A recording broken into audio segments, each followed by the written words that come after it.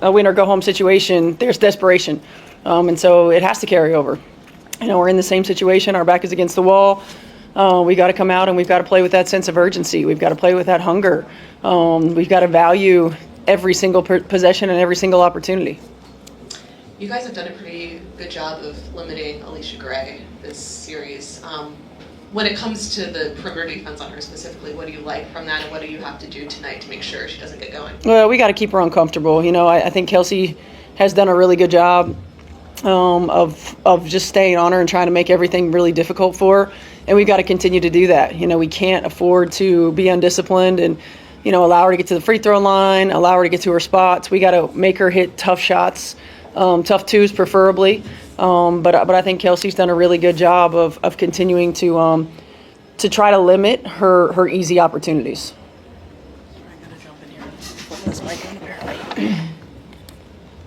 There we go. Coach, we were able to see Aaliyah battle with Brionna Jones. How important is it to get her going early? It's important. I mean, she's not just a facilitator for us, she's a scorer for us, and we've got to find ways that the way that they pack it in to get her touches where she can go to work.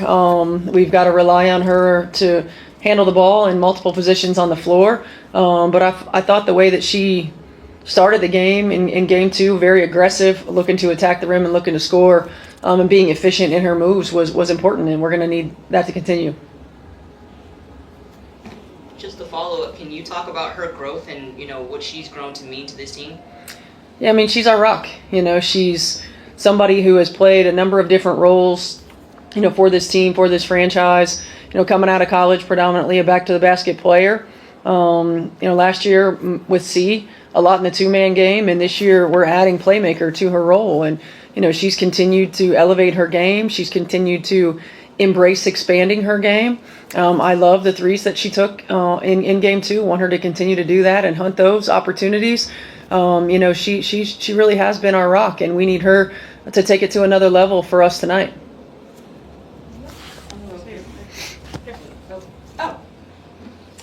It sounds like the dream might be switching up their defense on Kelsey for tonight.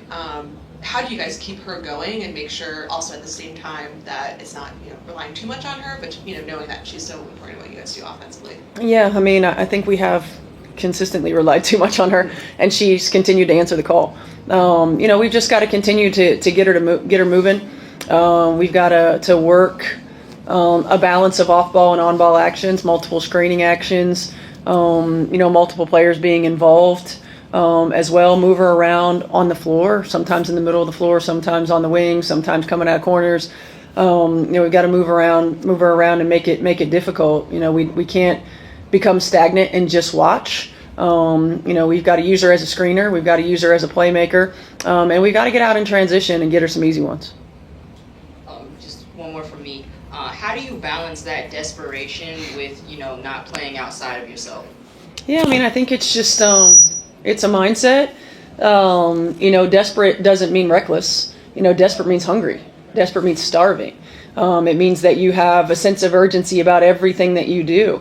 We have to be willing to get on the floor after loose balls. We have to be willing to understand the magnitude of every possession. We have to be willing to finish plays with box outs. I mean, it's that kind of urgency and desperation in terms of understanding, what's at stake. And nobody on our team, and we talk about this a lot, nobody needs to play outside themselves, but everybody needs to be the best version of themselves.